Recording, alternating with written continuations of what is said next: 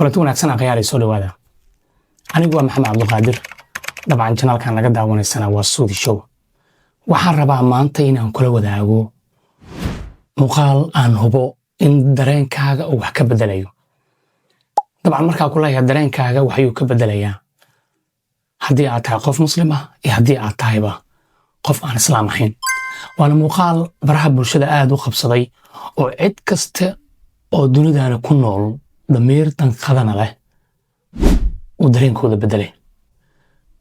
dabcan aniga markaan daawanay muuqaalkan waxaan dareemayay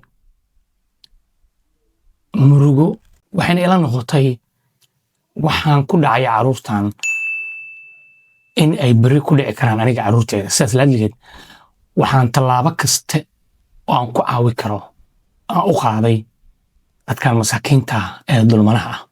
muuqaalka dabcan wuxuu ku saabsan yahay caruur yar yar oo xabsi ku jirta.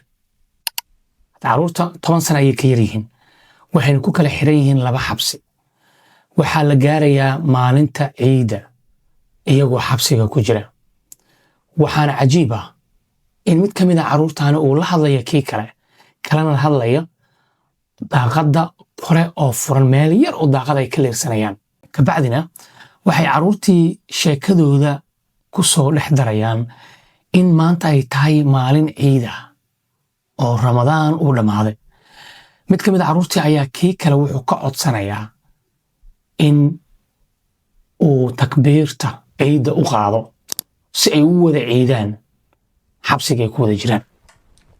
dabcan caruurtii yaryareed mid ka mid ah ayaa wuxuu bilaabayaa takbiirta, laakiin waxaa la yaab ahaa in caruurtaana iyagoo xabsi ku jira weliba da'dooda aad u yartahay la soo xiray. laakiin waxaa cajiib ku noqday dhammaan maxaabiistii dadkii ku sugnaa, gaar ahaan kuwii maxaabiista ku hayay ee ilaalinayay caruurtan yaryar sida iimaankooda u xooggan yahay.